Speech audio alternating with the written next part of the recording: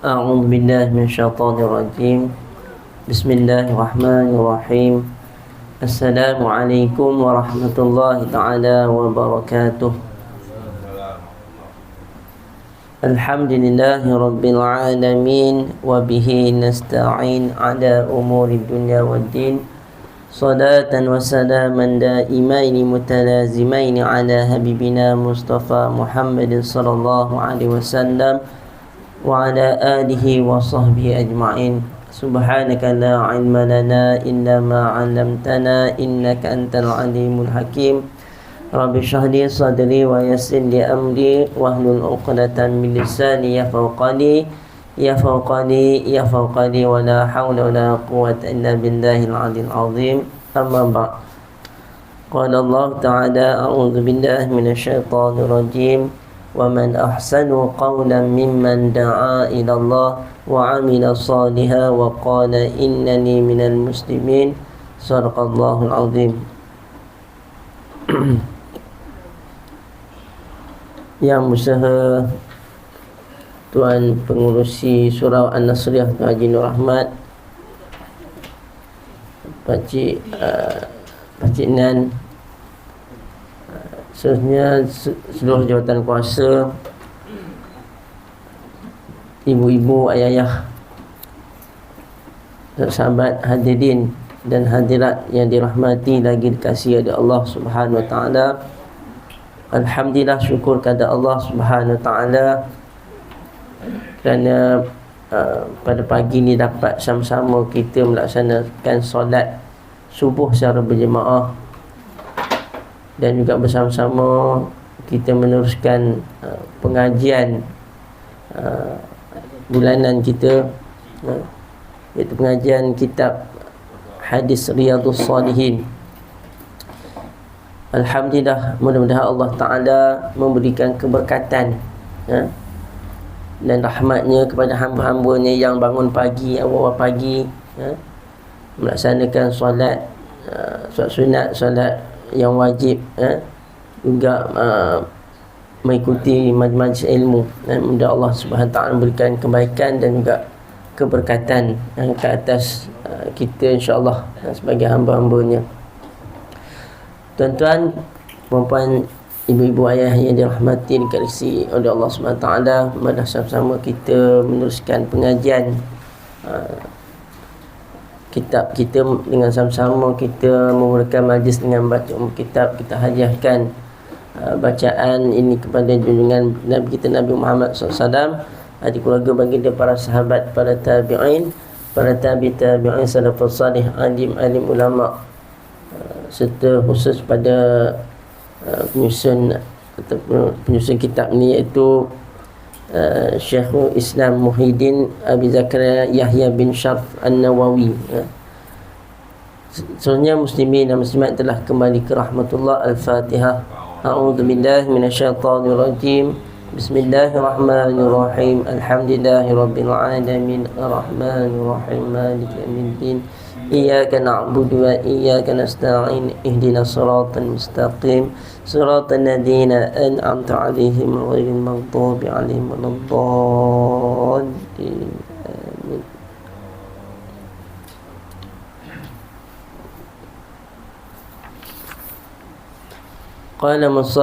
Qala Rasulullah sallallahu alaihi wasallam. Nah, hadis yang ke-9 lagi, ya. Ke-9 muka surat yang ke-18. Sambungan daripada hadis yang ke-9 dalam bab taubat.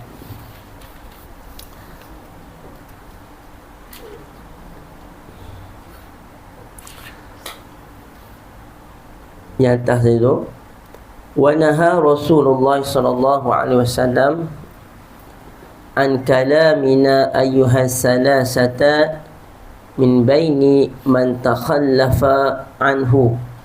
qala fajtabana an-nasu aw qala taghayyaru lana hatta tanakkarat li fi nafsil ard fama hiya bil ardi allati a'rifu falabisna ala zalika 50 lailah fa amma sahibaya fastakana wa qa'ada fi buyutihima yabkiyan wa amma ana fakuntu ashabbal qaumi wa ajladahum fakuntu akhruju fa ashhadu as-salata ma'al muslimin wa atufu fi aswaqi wa la yukallimuni ahadun wa ati Rasulullah sallallahu alaihi wasallam fa usallimu alaihi wa huwa fi majlisihi ba'da salah fa aqulu fi nafsi hal haraka syafataihi biraddil salam am la thumma usalli qariban minhu wa usariquhu an-nazar fa idza aqbaltu ala salati nazara ilayya wa idza tafattu nahwatu a'rada anni hatta idza tala dhalika alayya min jafwatil muslimin masyaitu hatta tasawwartu jidara ha'id Abi Qatadah wa huwa ibnu ummi wa ahabbun nasi ilayya fasallamtu alayhi fa wallahi ma radda alayya salam faqultu lahu ya Aba Qatadah anshuduka billahi hal ta'lamuni uhibbullah wa rasulah sallallahu alaihi wasallam fasakata fa'udtu fanashadtuhu fasakata fa'udtu fanashadtuhu faqala Allah wa rasuluhu a'lam fafadat aynaya fatawallaitu hatta tasawwartu al-jidar fabaina ana amshi fi suqil madinah idza nabatiyun min nabati ahli syam mimman qadami bit'am yab'ihu bil madinah yaqulu man yadullu ala Ka'b bin Malik fatafiqa an-nasu yushiruna lahu ilayya hatta ja'ani. Kita berhenti kat situ, kemudian nanti sambung. Dia terjemahannya dia jauh. Dengan matan dia terjemahannya dia jauh. Dia tak sama, dia bukan di sebelah. Pasal dia terjemahnya panjang lagi. Panjang lagi daripada matan, dia dah lari. Ya. Kita baca wa naha Rasulullah sallallahu alaihi wasallam. Yang mana Rasulullah sallallahu alaihi wasallam dia punya terjemahan di bawah tu. Surah 18 di bawah tu. Rasulullah SAW melarang para sahabat untuk berkata-kata dengan salah seorang di antara kami bertiga yang tidak ikut pergi perang Tabuk. Ya. 3 orang yang tak pergi perang Tabuk, iaitu yang meriwayatkan hadis ni iaitu Ka'ab bin Malik. Ya. Yang pertama Ka'ab bin Malik. Yang kedua Murarah bin Rabi'ah Al-Amiri. Dan yang ketiga Hilal bin Umayyah Al-Waqifi. Mana 3 orang ni kesalahan mereka tak pergi perang. Adakah sahabat lain tu, yang lain tu tak pergi perang? Ramai lagi tak pergi. Ramai lagi tak pergi. Tapi kenapa Nabi ambil tindakan pada 3 orang ni? Sebab 3 orang ni antara orang yang pernah bersama-sama dengan Nabi waktu peperangan Badar, antara orang yang bermula sekali. Sahabat lain tu mereka tu ada yang memang tak pergi perang pada. Ada orang golongan munafik pada. ya. Jadi Nabi tak ikhlas itu, tapi Nabi seolah macam orang yang diharapkan 3 orang ni tak pergi. Jadi nak ambil tindakan pada 3 orang sahabat ni. Maka orang-orang yang menjauhi kami sehingga seolah-olah saya sangat terasing, dan rasa-rasanya tidak betah lagi hidup di dunia ni. Mereka ni kena pulau. Hukumannya mereka ni kena pulau. Kena pulau ni maknanya orang tak nak bercakap dengan dema, kalau jual beli pun tak nak layan dema. Jadi mereka hidup ni seolah macam macam hidup macam diasingkan oleh orang, hidup dipulaukan oleh orang. Selama 50 hari. Selama 50 hari. Lama juga 50 hari.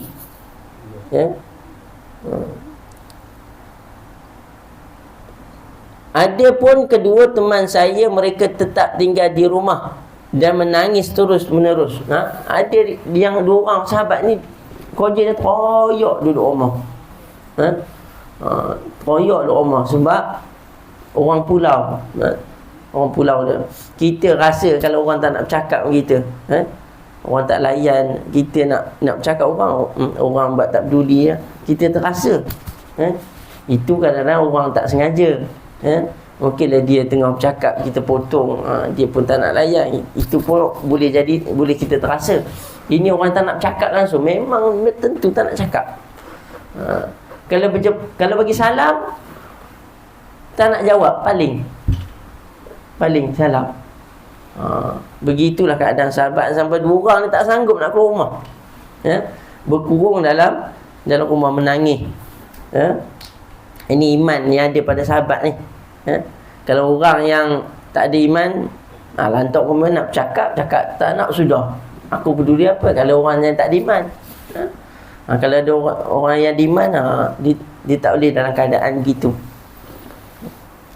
Adapun saya adalah orang yang termuda, iaitu Ka'ab bin Malik, yang meriwayatkan hadis yang menceritakan, dia menceritakan, dia kata dia antara orang yang, di antara 3 orang tu orang yang kuat sikitlah, kuat sikit. Saya adalah orang yang termuda dan terkuat di antara ketiga orang itu. Saya tetap keluar dan ikut solat bersama-sama kaum muslimin, serta mundar-mandir ke pasar juga. Dia pergi solat walaupun orang tak layan dia, dia pergilah masjid solat, dia pergi juga ke pasar. Akan tetapi tidak pernah ada seorang pun yang menyapa saya. Tak ada seorang pun nak tegur dia, nak bercakap dengan dia jauh lagi. Bahkan pernah saya mendekat Rasulullah SAW dan memberi salam kepada beliau di mana waktu itu beliau sedang duduk sehabis solat. Lepas solat nak duduk dengan Nabi,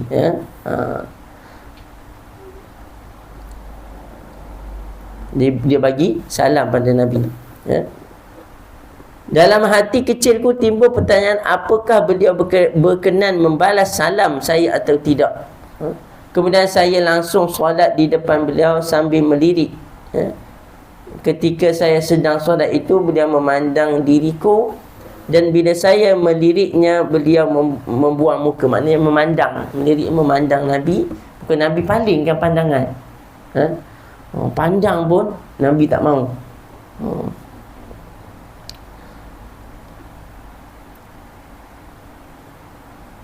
Peristiwa yang demikian itu di mana kaum muslimin mengucilkan diriku, maknanya memulau, bukan mengucil ni, apa tu, ada dia yang kencing apa itu, itu bukan, itu lain kan. Ini mengucil maknanya mengasingkan diri, orang Islam mengasingkan diri daripada 3 orang sahabat ni.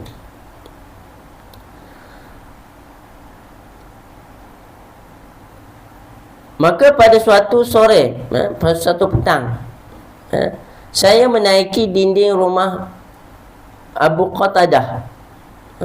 Dia adalah saudara sepupu saya, dan dia adalah orang yang paling saya senangi. Dia antara orang yang paling rapat lah dengan sepupu dia, Abu Qatadah. Kemudian saya mengucapkan salam kepadanya, tetapi demi Allah, dia tidak membalas salam saya itu. Lantas saya berkata kepadanya, wahai Abu Qatadah, demi Allah, saya ingin mendengar jawapanmu. Apakah kamu mengetahui bahawa saya tetap mencintai Allah dan Rasulnya sallallahu alaihi wasallam? Tanya Abu Qatadah, adakah kamu mengetahui saya ni orang yang mencintai Allah dan juga Rasulnya? Abu Qatadah tidak mahu menjawabnya juga. Maka saya duduk. Abu Qatadah pun tak layan dia. Kemudian saya pun bertanya lagi kepadanya, tetapi dia tidak mahu menjawabnya. Kemudian saya duduk kembali dan saya bertanya lagi, tetapi dia tetap tidak mahu menjawabnya. Tetapi akhirnya dia menjawab juga, iaitu dengan ucapan Allah dan Rasulnya lebih mengetahui. Maka bercucuranlah air mataku dan saya segera kembali, iaitu naik dinding rumah Abu Qatadah. Maknanya dia sedih lah bila sebut Allah dan Rasul lebih mengetahui.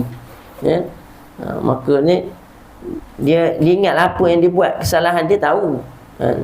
Sebab apa dia pulang? Sebab tak pergi, tak ikut Nabi pergi perang.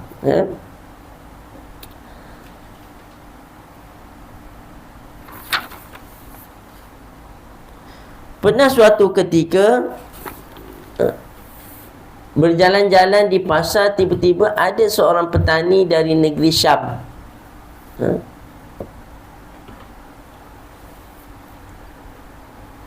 Yang biasa menjual makanan di kota Madinah bertanya, siapakah yang mahu menunjukkan Ka'ab bin Malik kepada saya?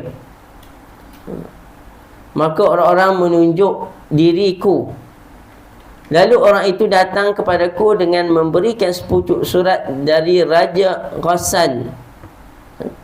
Waktu itu saya sudah biasa menulis dan membaca. Kemudian saya baca surat itu dan isinya antara lain, selanjutnya ingin saya sampaikan bahawa saya mendengar bahawa kawan-kawanmu, ini isi dalam surat tu lah, isi dalam surat tu daripada Raja Ghassan. Selanjutnya saya ingin sampaikan bahawa saya mendengar bahawa kawan-kawanmu sedang menguncilkan dirimu, sedang Allah tidaklah menjadikan dirimu itu seseorang yang hina dan bukanlah orang yang pantas disia-siakan. Oleh kerana itu saya benar-benar bersedia memberi bantuan kepadamu. Setelah selesai membaca surat itu, saya berkata, wah, ini ada ujian baru. Kemudian saya bermaksud untuk melemparkan surat tadi ke tengah-tengah api. Raja Ghassan ni raja yang daripada Syam.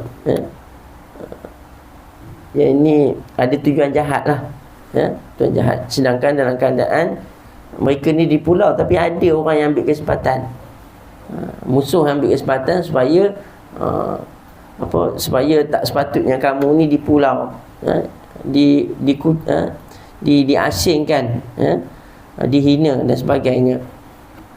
Jadi Ka'ab ni adakah dia bersetuju daripada isi surat tersebut? Malah dia ni marah. Lalu dia kata saya nak melemparkan surat tersebut ke tengah-tengah api. Kata marahnya. Setelah sampai pada hari yang keempat, 40, hari yang ke-40, di mana saya dikucilkan selama 50 hari dan belum juga turun wahyu. Kemudian Rasulullah SAW mengutus seorang untuk datang kepadaku dan dia berkata, sesungguhnya Rasulullah SAW menyuruh kamu supaya berpisah dengan isterinya, dengan isterimu. Maknanya Nabi perintahkan pada isteri yang 3 orang ni supaya pulau suami mereka. Ini arahan Nabi, wahyu turun. Saya bertanya, apakah saya harus menceraikannya atau apa yang harus saya perbuat? Maknanya berpisah ni bukan maksud bercerai. Maknanya kiranya buat tak tahulah dengan suami, pulamanya tak layan suami. Dia berkata, tidak, janganlah kamu menceraikannya, tetapi janganlah kamu mendekatinya, iaitu menyetubuhinya. Bersamaan dengan itu pula beliau mengutus utusan untuk mendatangi kedua kawanku dengan menyampaikan perintah yang sama. Maknanya bagi tahu, utusan daripada Nabi tu bagi tahu pada 2 orang tu juga, kawan-kawan dia. Kemudian saya berkata kepada isteriku, Ka'ab ni dia berkata kepada isteri dia, pulanglah dulu kamu kepada keluargamu dan tinggallah di sana bersama-sama mereka sehingga Allah memberi keputusan tentang persoalanku. Sehingga turunnya, makna turunnya jawapan daripada Allah Ta'ala, sehingga turunnya wahyu daripada Allah Ta'ala. Apakah penyelesaian kepada masalah aku ni? Kemudian Hilal dan isteri Hilal kemudian isteri Hilal bin Umayyah datang kepada Rasulullah SAW. Ini yang kawan dia tu, Hilal bin Umayyah. Isterinya datang kepada Nabi seraya berkata, wahai Rasulullah, sesungguhnya Hilal bin Umayyah adalah orang yang sudah tua dan lemah serta tidak mempunyai pelayan maka apakah kiranya Tuhan keberatan bila saya melayaninya? Beliau menjawab, Nabi menjawab, tidak apa-apa, tetapi janganlah sekali-kali ia mendekati, iaitu menyetubuhi kamu. Isteri Hilal berkata, demi Allah, sesungguhnya Hilal sudah tidak punya nafsu lagi untuk berbuat seperti itu, dan demi Allah ia selalu menangis semenjak ia menerima keputusan itu sampai saat ini.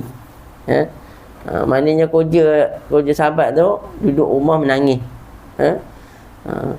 Kemudian sebahagian keluargaku mengatakan kepadaku agar saya minta izin kepada Rasulullah SAW tentang masalah isteriku, kerana beliau telah mengizinkan isteri Hilal bin Umayyah untuk tetap melayaninya. Maka saya menjawab, saya tidak akan minta izin kepada Rasulullah SAW tentang masalah isteriku. Saya tidak tahu apa jawab Rasulullah.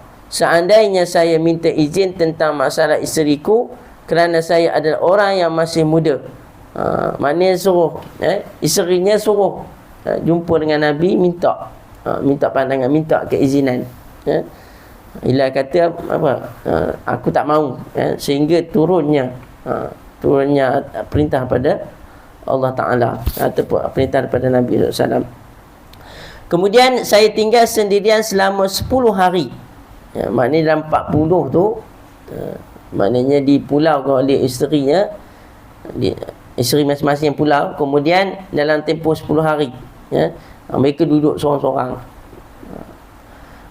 Maka genap 50 hari semenjak saya dikucilkan, yakni semenjak orang-orang tidak boleh berkata-kata dengan kami. Itu dalam 50 hari, dipulaukan. Rasa-rasanya macam nak terjun sahabat macam nak terjun bangunan, rasa begitu, tapi tak adalah buat gitu.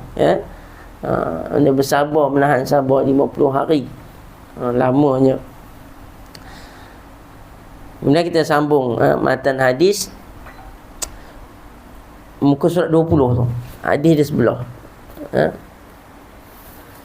Summa salaitu salatal fajri sabaha 50 lailatan ala zahri baitin min buyutina fa baina ana jadisun ala al-hal allati zakarallahu ta'ala anna qad daqat alayya nafsi wa daqat alayya al-ardu bima rahubat sami'tu sawta sarihin أوفى على سلع يقول بأعلى صوته يا كعب بن مالك أبشر فخرجت ساجدا وعرفت أنه قد جاء فرج فآذن رسول الله صلى الله عليه وسلم الناس بتوبة الله عز وجل علينا حين صلى صلاة الفجر فذهب الناس يبشروننا فذهب قبل صاحبي مبشرون وركضا إلي رجل فرسا وسعى ساع من أسلم قبلي وأوفى على الجبل فكان صوت أسرع من الفرس فلما جاءني الذي سمعت صوته يبشرني نزعت له ثوبي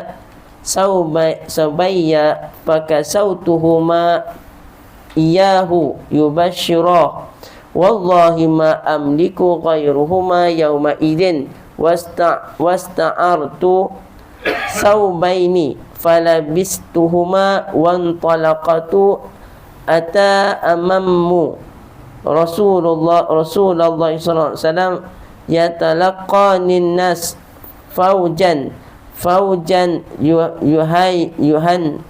يهنئونني بتوبتي ويقولون لي لتهنك توبة الله عليك حتى دخلت المسجد فإذا رسول الله صلى الله عليه وسلم جالس حوله الناس فقام طلحة بن عبيد الله رضي الله عنه يهرول حتى أتصافحني وهناني والله ما أقام رجل من المهاجرين غيره فكان كعب لا ينساها لطلحة قال كعب فلما سلمت على رسول الله صلى الله عليه وسلم قال وهو يبرق وجهه من السرور أبشر بخير يوم مر عليك منذ ولدتك أمك فقلت أمي عندك يا رسول الله أم من عند الله قال لا بل من عند الله عز وجل وكان رسول الله صلى الله عليه وسلم إذا سر استنار وجهه حتى كأن وجهه قطعة قمر وكنا نعرف ذلك منه فلما جلست بين يديه فقلت يا رسول الله إن من توبتي أن خلع من مالي صدقة إلى الله وإلى رسوله. Sewaktu saya solat subuh, surat 21 tengok. Sewaktu saya solat subuh pada hari ke-50, pada hari yang ke-50 tu, kira hari yang terakhir, hari yang terakhir di pulau, di tingkat atas dari rumahku. Kemudian ketika saya sedang duduk untuk merenungkan nasib sebagaimana yang disinsyari jadi oleh Allah Ta'ala seperti yang diperintah oleh Allah Ta'ala, di mana saya merasa sangat sempit. Saya merasa sangat sempit hidup di dunia ini. Tiba-tiba saya mendengar suatu teriakan yang sangat keras, di mana terdengar suara orang berkatalah, wahai Ka'ab bin Malik, ada kabar gembira buat kamu. Maka saya segera sujud, kerana saya merasa Rasulullah SAW pasti telah mengatakan kepada orang banyak bahawa Allah yang maha mulia lagi maha agung telah menerima taubat kami ketika beliau solat subuh. Kemudian orang-orang ingin menyampaikan ucapan selamat kepada kami, dan ada juga yang menyampaikan kabar gembira ini kepada kedua kawan saya. kedua orang kawan dia tu, iaitu Mughirah dan juga Hilal, Murarah dan juga Hilal.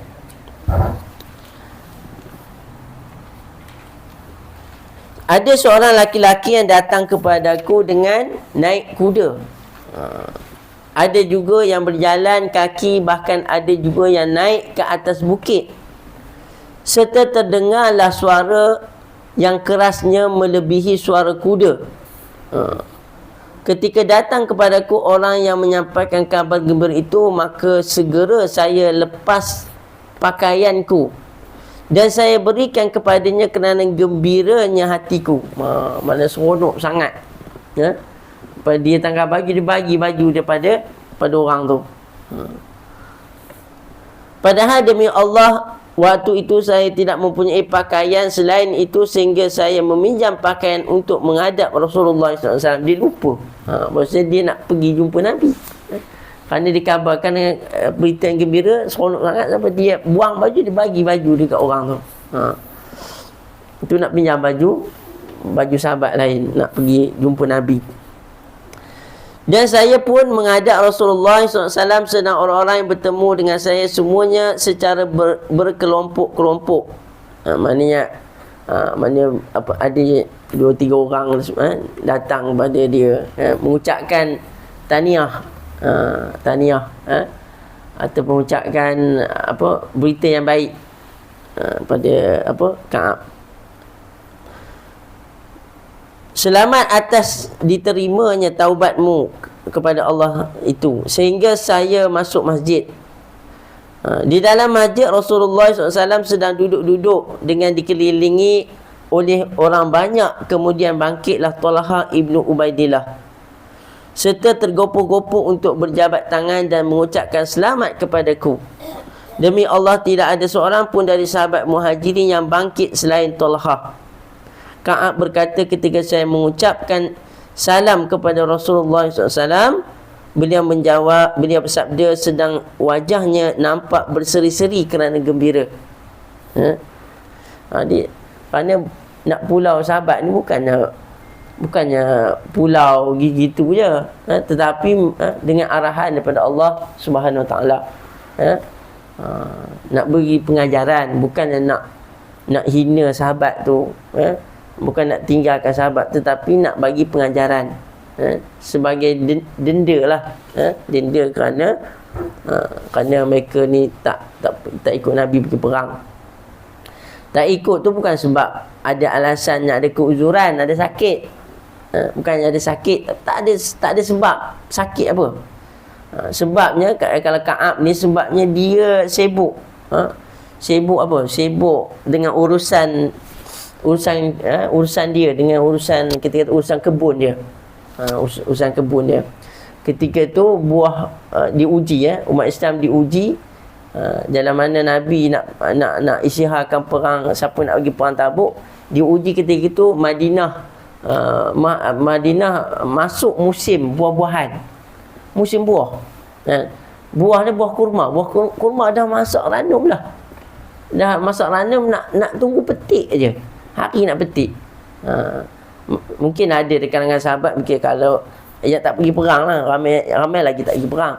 Mungkin kalau pergi, macam mana, siapa nak ambil buah aku?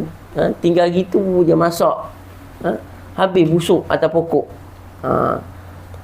Jadi itu ujian buat sahabat.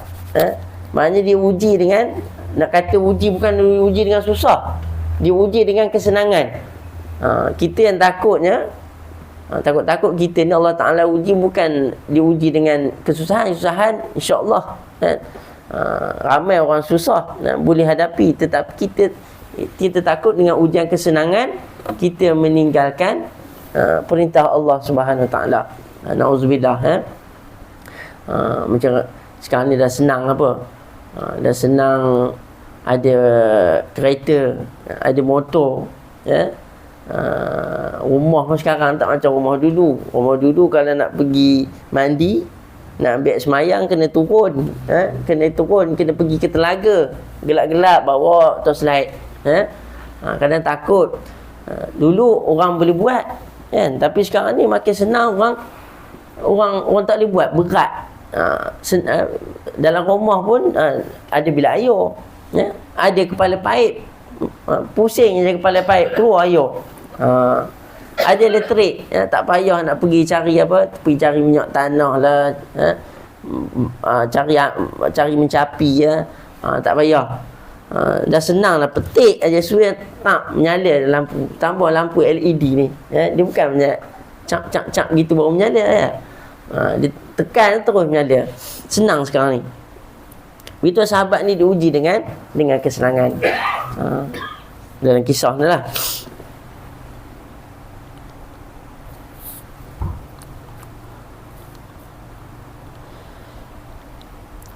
Ka'ab berkata, ketika saya mengucapkan salam kepada Rasulullah SAW, beliau bersabda, sedang wajahnya nampak berseri-seri kerana gembira. Bergembiralah kamu pada hari yang paling baik sejak kamu dilahirkan oleh ibumu. Saya bertanya, dari Rasulullah SAW sendiri ataukah dari Allah? Beliau menjawab, tidak, ini langsung dari Allah yang maha mulia lagi maha agung. Kerana wahyu ni turun daripada Allah Subhanahu Taala. Rasulullah SAW bila sedang gembira, wajahnya bersinar seakan-akan wajahnya itu belahan dari bulan. Kita pun telah mengenal semuanya. Kemudian ketika saya duduk di hadapan beliau, saya berkata, wahai Rasulullah, sebagai kesempurnaan taubatku, maka saya akan memberikan semua harta kekayaanku sebagai sedekah. Ni sahabat, lepas diterima taubat tu, dia mengucapkan syukur, maka harta dia tu, harta tu dia sedekahkan semua sekali, semua sekali, ya, kepada Allah dan Rasulnya. Rasulullah SAW bersabda, jangan tahanlah sebahagian dari harta kekayaanmu kerana yang demikian itu lebih baik bagimu. Saya berkata, Ka'ab berkatalah, sesungguhnya saya hanya akan menahan rampasan perang yang saya dikhabarkan. Dan saya berkata lagi, wahai Rasulullah, sesungguhnya Allah Subhanahu Taala akan membicara melainkan dengan jujur benar selama hidupku. Kita sambung.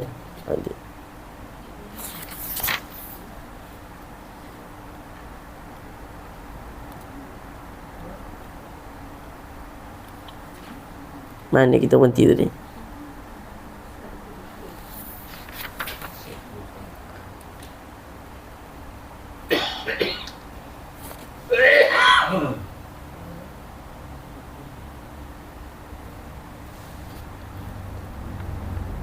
Buku surat 21, ya. Yang ni matan.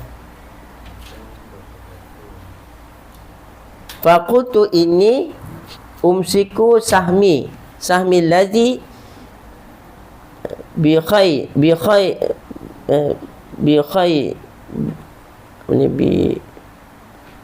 wa qultu ya Rasulullah, inna Allah Ta'ala innama anjani bisidqi wa inna min taubati alla uhaddisa illa sirqan ma baqitu. Muka surat ni 21, ya. Fa wallahi ma alimtu ahadan minal muslimin ablahu Allah Ta'ala fi sidqil hadis munzu zakartu zalika di Rasulillah sallallahu alaihi wasallam ahsana mimma ablanillah ta'ala wallahi ma ta'ammadtu kazbatan munzu qutu zalika di Rasulillah sallallahu alaihi wasallam ila yaumi hadza wa inni la arju ayahfazanillahu ta'ala fima baqiya qala fa anzalallahu ta'ala laqad taballahu ala an-nabiyyi wal muhajirin wal ansar alladhi ittaba'uhu fi sa'atil usrah hatta balagha innahu bihim raufur rahim wa ala salasati alladhi khulifu hatta idza daqat alaihimul ard bima rahubat hatta balagh ittaqullah wa kunu ma'as sadiqin. Qala Ka'bun wallahi ma an'ama Allahu alayya min ni'amatin qattun ba'da id hadanillahu lil Islam a'zama fi nafsi min sidqi Rasulillah sallallahu alaihi wasallam alla akuna kazabtuhu. Muka surat 22. Fa ahlika kama halaka alladhi kadzabu innallaha ta'ala qala alladhi kadzabu hina anzalal wahya syarra ma qala li ahad.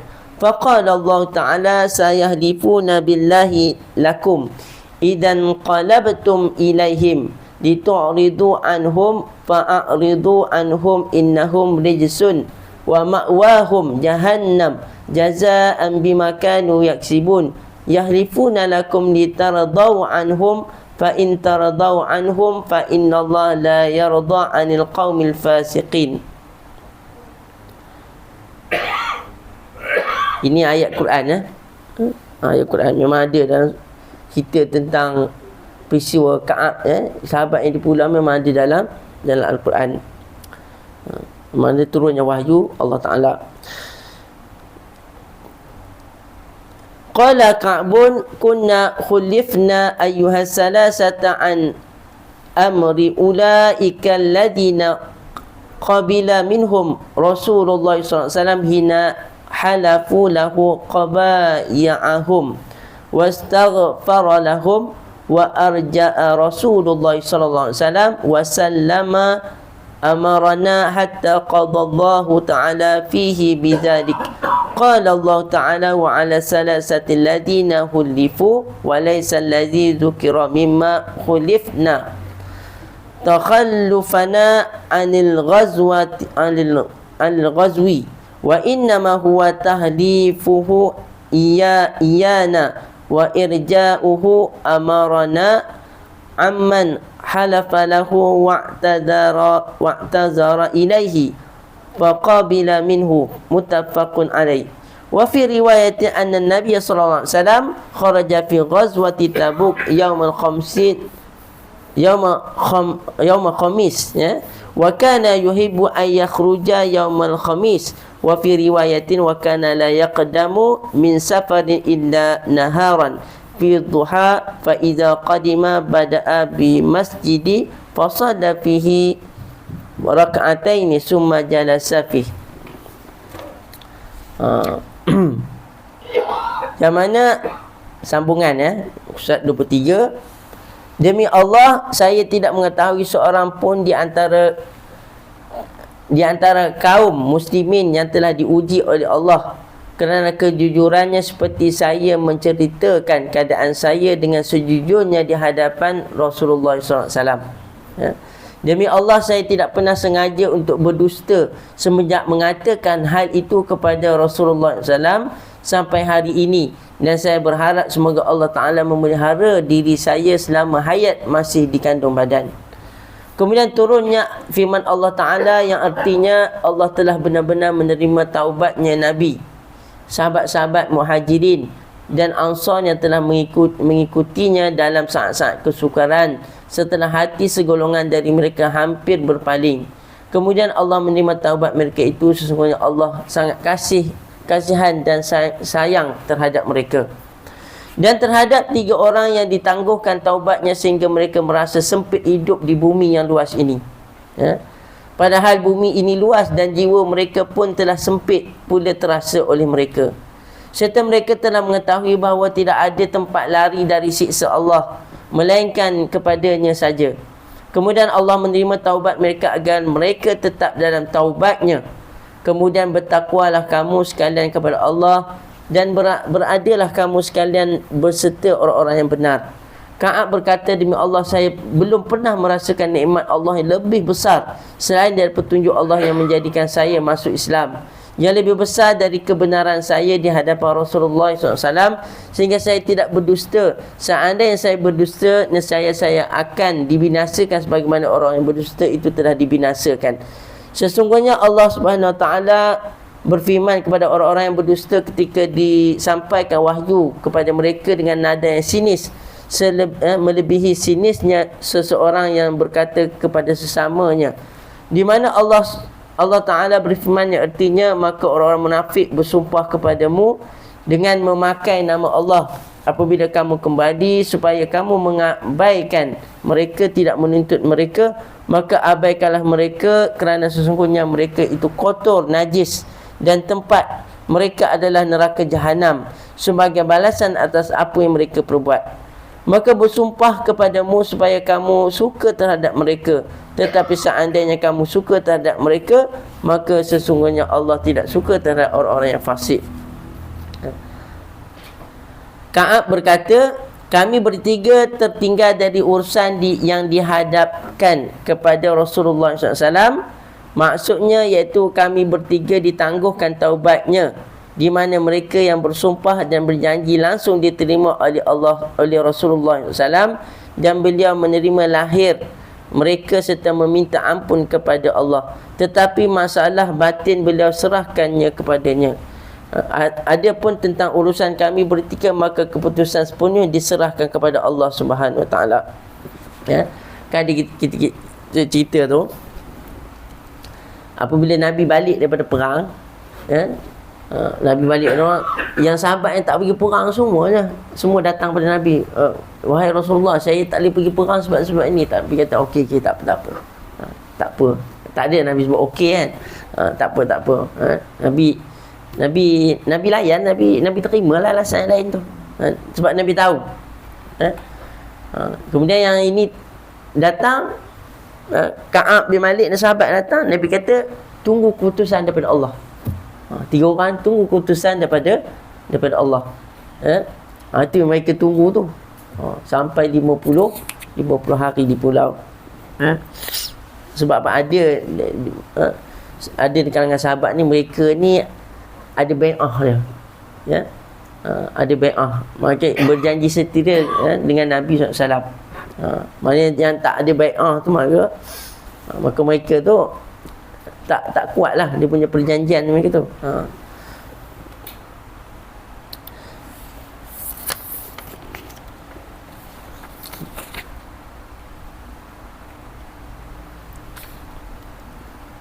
Firman Allah Ta'ala yang artinya, dan terhadap tiga orang yang ditangguhkan taubat, maka yang dimaksudkan bukanlah kami tertinggal dari perang, tapi beliau menangguhkan taubat kami dan mendiamkan kami, tidak seperti yang bersumpah di waktu menyampaikan alasan, kemudian beliau terima alasannya itu. Riwayat Bukhari dan Muslim. Dalam satu riwayat dikatakan bahawa Nabi SAW pada waktu perang Tabuk keluar pada hari Khamis, dan memang sudah menjadi kesukaan beliau untuk berpergian pada hari Khamis. Dalam satu riwayat yang lain dikatakan, biasanya beliau kalau datang dari pemergian pada waktu pagi, dan bila beliau datang biasanya langsung ke masjid dan solat 2 rakaat kemudian duduk di masjid. Bila Nabi balik daripada perang, Nabi akan terus ke masjid. Nabi akan terus ke masjid. Untuk apa? Nabi tunaikan solat 2 rakaat. Itu biasa, itu boleh juga kita amalkan. Kalau kita kalau kita balik rumah mana kan, balik rumah sampai daripada mana, musafir mana, sampai rumah kita semayanglah 2 rakaat. 2 rakaat, kena ambil apa yang Nabi buat, sunnah Nabi buat. Jadi selesai hadis yang ke-9. Hadis 9 ni dua kali pengajian kita baru selesai hadis yang ke-9. Maknanya cerita secara umum lah. Dia punya kesimpulan daripada hadis 9 ni, nak cerita diterima taubat. Ini bab taubat lah. Yang kita bicara bab taubat, diterima taubat 3 orang sahabat ni, yang mana mereka ni tak pergi perang Tabuk. Antara kesalahan di pulau oleh kaum muslimin selama 50 hari. 50 hari tak pergi perang.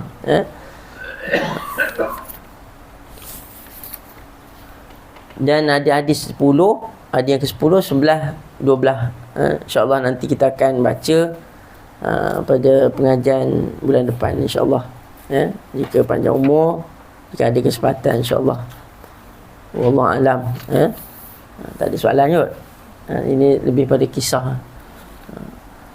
Mohon maaf sekali ada kekurangan, kesalahan dalam apa yang saya sampaikan pada pagi ini. Mudah yang baik datang pada Allah SWT yang kuasa mengadu daripada diri saya sendiri. Aku qali hadza wa astaghfirullahalazim li wa lakum. Wassalamualaikum warahmatullahi taala wabarakatuh. A'udzu billahi minasyaitonir rajim. Bismillahirrahmanirrahim. Alhamdulillahirabbil alamin hamdan wa fil mulki fi mazidah. Ya rabbana lakal hamdu kama yanbaghi li jalali wajhika wa 'azimi sultan.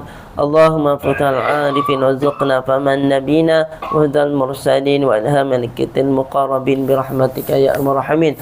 Allahumma faqina fid din wa 'allimna ta'wil ihdina siratal mustaqim siratal ladzina an'amta 'alaihim minan nabiyina was-siddiqin wasyuhada'i was-salihin wa sunna ulaika rafiqa ya arhamar rahimin.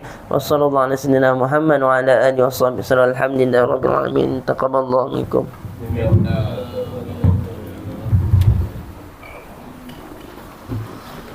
Allah Akbar. Allah.